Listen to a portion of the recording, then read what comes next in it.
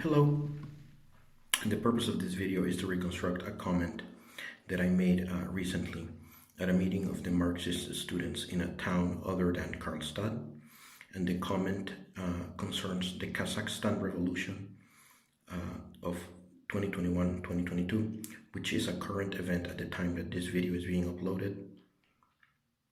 So I will just read the comment from my notes. The mass protest uprising in Kazakhstan was triggered by the rising fuel prices. It began in the western section of the country, the town of Mangistau, and grew into a nationwide uprising that engulfed all major cities. The social explosion was caused by a number of accumulated grievances over a period of years. The fuel price increase was the trigger. There is deep discontent with authoritarianism and bureaucratic capitalism in Kazakhstan. Protesters are forming their own self-government bodies. In some cities, administrative buildings and offices of law enforcement agencies were taken by force. The movement was led by mass working-class action, using the main weapon of the proletariat against the government, the strike. The rank and file of the military went over to the side of the uprising. The bureaucrats and oligarchs began to flee Kazakhstan.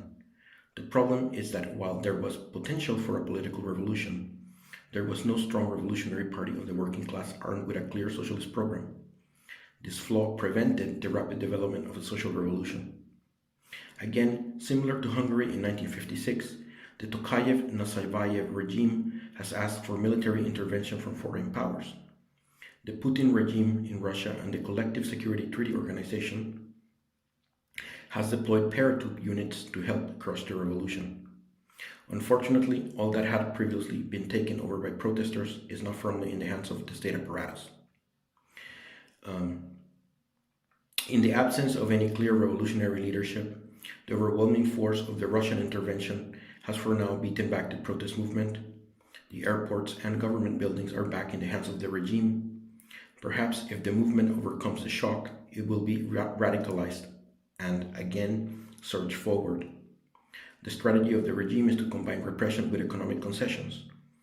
The Kazakh revolution is not a color revolution because it is not led by bourgeois liberal elements, sponsored by the West, but by the Kazakh working class, unemployed and pauperized middle classes.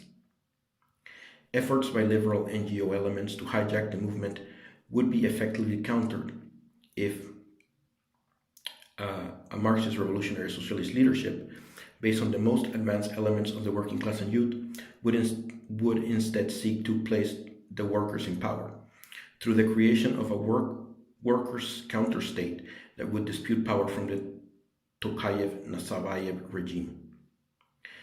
And the Marxist tendency in Russia has issued a number of demands.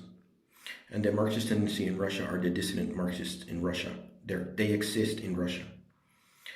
And the Marxist tendency in Russia demands: 1. Solidarity with the insurgent people of Kazakhstan. 2. Immediate release of all detained protesters and political prisoners.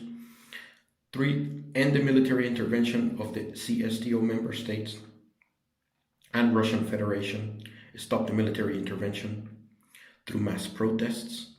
We call on the Kazakh left to participate in the protests in defense of Kazakhstan against military incursion.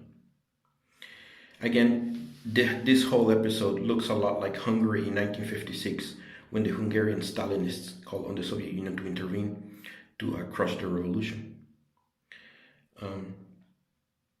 And finally, the final demand of the Marxist tendency in Russia is: introduce a socialist agenda into the program of the insurgent people of Kazakhstan and build their own independent revolutionary socialist political organization.